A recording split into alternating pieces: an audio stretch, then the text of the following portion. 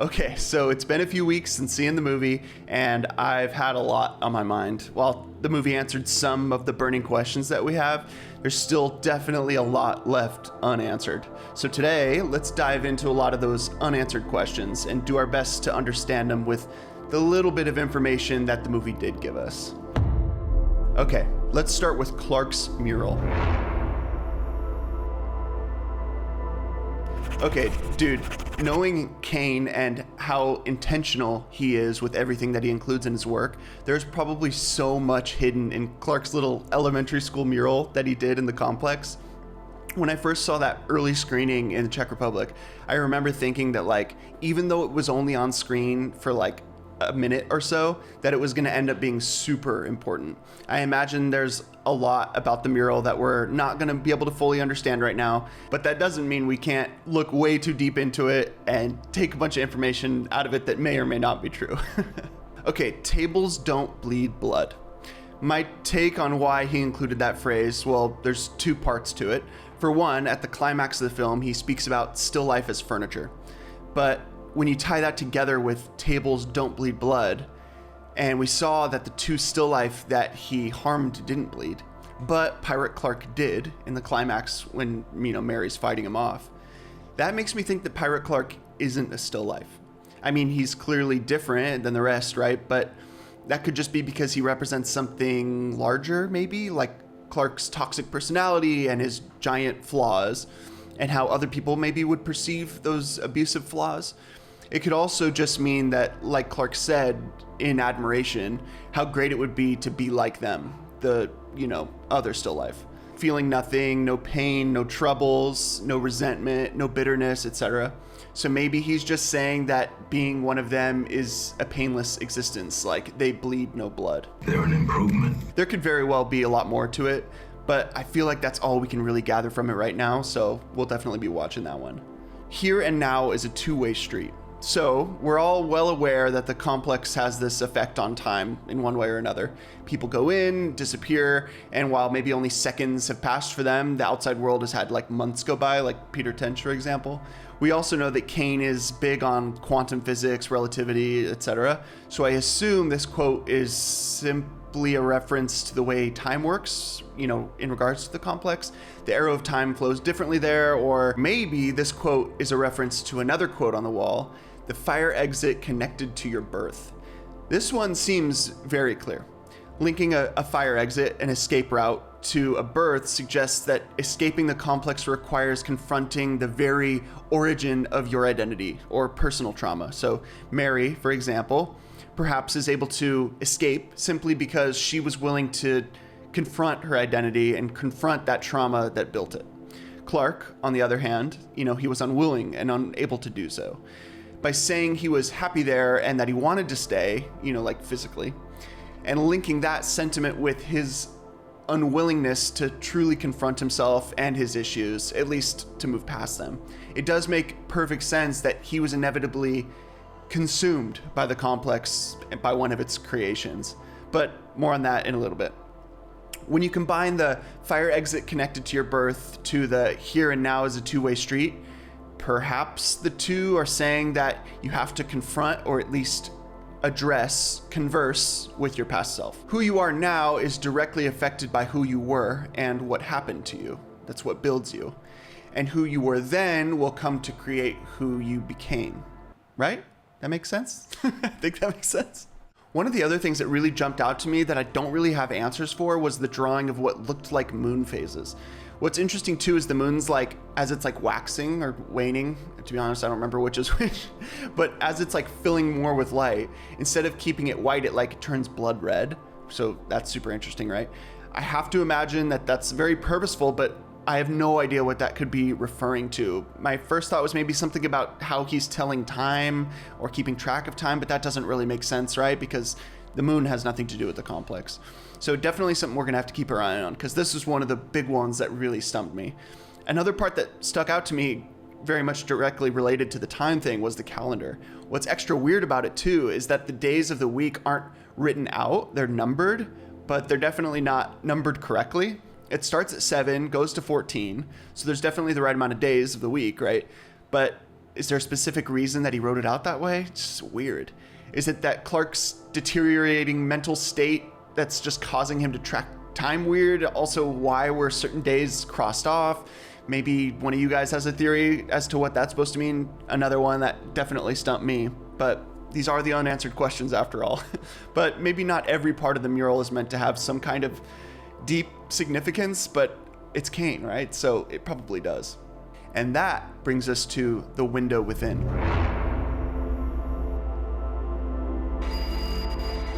There are a lot of fucking references to windows in this movie.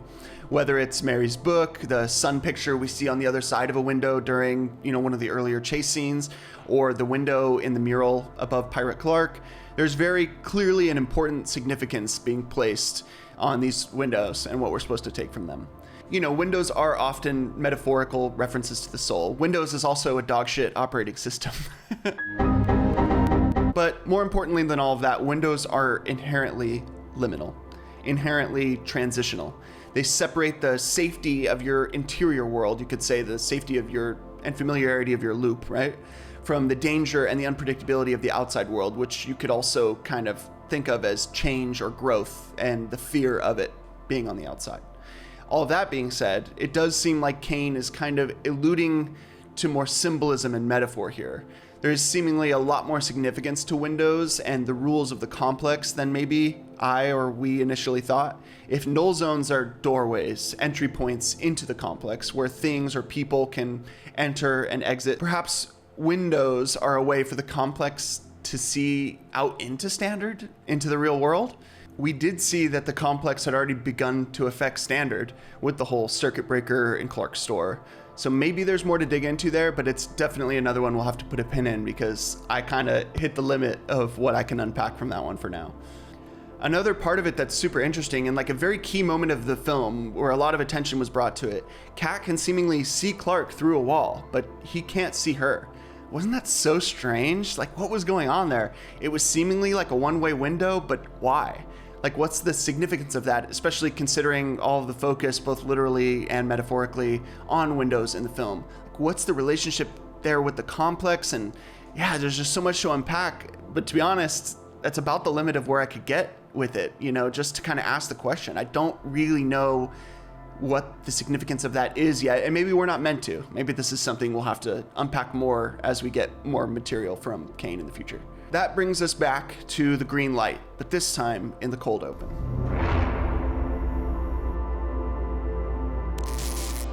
Now, there's a handful of moments in the film that have that all-important green light that makes an appearance.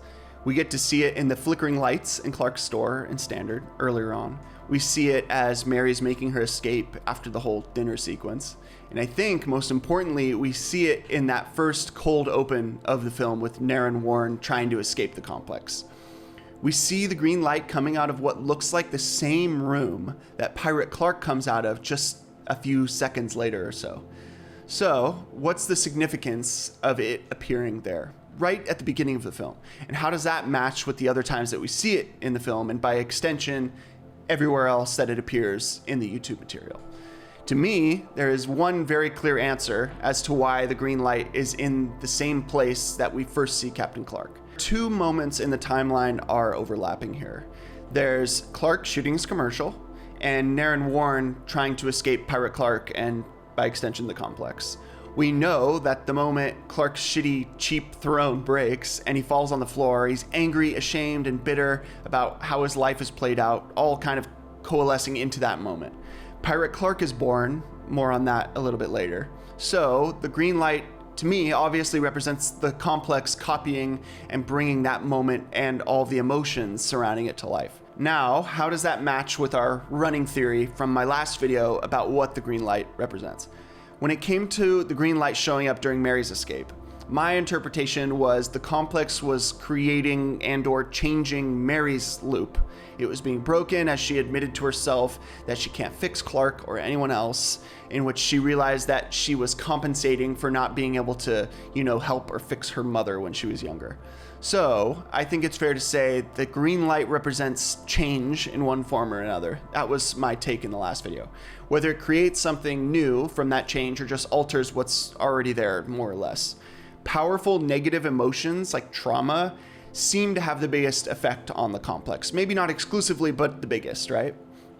Which, if the complex is basically just a brain, like we talked about before, it makes sense that these powerful emotions and experiences would have the strongest effect on the complex as they do our own brains, right? But at the end of the day, we still don't have any concrete, conclusive evidence one way or another, as far as I remember, onto what the green light truly represents. We have our theories, of course, and I feel like I'm onto a good start here with this one. It's definitely some form of creation, some form of alteration.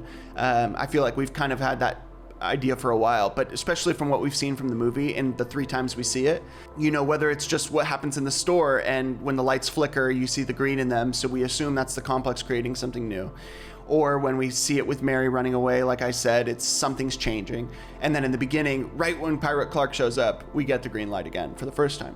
So yeah, that seems pretty clear to me, but something we'll definitely have to put a pin in as well for now. And that brings us to Pirate Clark turning on Clark. Okay, so why does Pirate Clark choose to turn on Clark in that exact moment that he does? It seems strange that they would be getting along just fine, and then all of a sudden, he shows up unexpectedly, uninvited, as Clark seems to think, and immediately decides to kill him, right? Once I gave this sequence a little more thought, this scene became even more powerful than when I first saw it. An important question that we have to ask is, does Pirate Clark actually turn on Clark simply because he maybe made a choice? Does the idea of liminality, being in transition, being in between places or even ideas, being in between states of being stuck, maybe apply to why he killed him? When Clark finds acceptance, even though he doesn't want to change, he's no longer in that liminal state of transition. He arrived somewhere. Maybe that theme of liminal applies to why the Backrooms turned on him. In a way, the complex turned on him simply because he was just no longer liminal. Before then, the complex and Pirate Clark almost seemingly recognized Clark as part of itself. And when it no longer saw that, it decided that he needed to be erased. And as I mentioned in my last video, you could definitely take Clark being consumed by Pirate Clark as him losing his battle with his mental health, in a way, metaphorically at least. While on one side of the table, Mary confronted her subconscious, her loop, and then decided to grow past it and move forward, Clark, on the other side of the table, confronted his and decided he was happy where he was. He wasn't interested in changing. He accepted himself as is and seemingly paid the ultimate price for that. Because Captain Clark only shows up as soon as Clark makes that decision, which of course brings us back to the whole Clark no longer being liminal. Now let's talk a little bit about Async.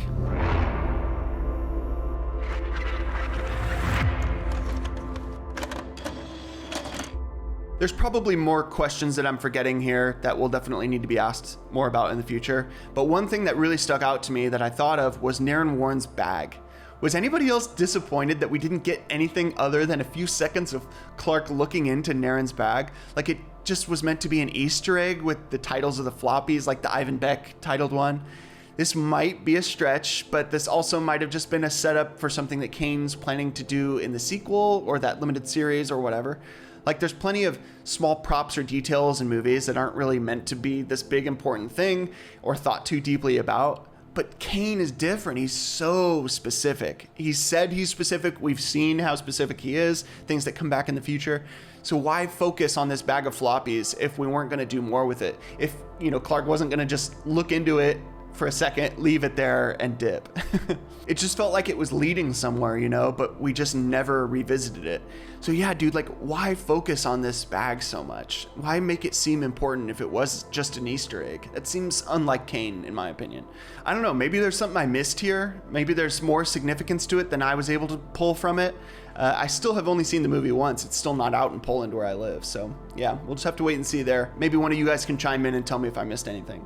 Okay, so now that brings us to time. After seeing the movie, I started to wonder, knowing time is unreliable in the complex, knowing time gets distorted in our memories, which, memory being a big theme and metaphorical core of the film, is the film's timeline being presented to us honestly? When Phil saw Clark's commercial at his house and had that eureka moment, was it because he had already seen Clark in the complex on video and then knew who it was all of a sudden that he was seeing, or had it not happened yet in the timeline? And what he was actually realizing in that moment was that the pirate entity that they had been tracking was based on him, that the complex had copied him. Maybe I'm overcomplicating this here and it's as straightforward as it looked, but I mean, it's Kane we're talking about here. He's never shied away from complex storytelling. See what I did there? And an even more complicated timeline. Up until now, everything that we've gotten from his series has been completely out of order. So who's to say that this film is any different and it doesn't follow that same structure? Just gonna have to wait and see on that one too. And so I think that does it for today. Obviously, there's a lot of unanswered questions that we're gonna have to dwell on and keep talking about, because I don't think we're gonna get anything new from Kane for a while. Maybe like after the film is out of theaters, Kane will release his next project online, but also his attention's been fully focused, like as he said, for like the past year on this movie. So he probably hasn't had time to make anything else. But hopefully we'll get something new on his YouTube channel soon and we can dig into that shit and keep this train going, man. So with that, I think that does it for today. Those are all the unanswered questions I could think of. Let me know in the comments if there's more that I just totally missed. I'm sure there are, to be honest. But yeah, thanks for tuning in. I know your time's valuable, so thank you for spending it here with me, and I will see you soon. Bye-bye.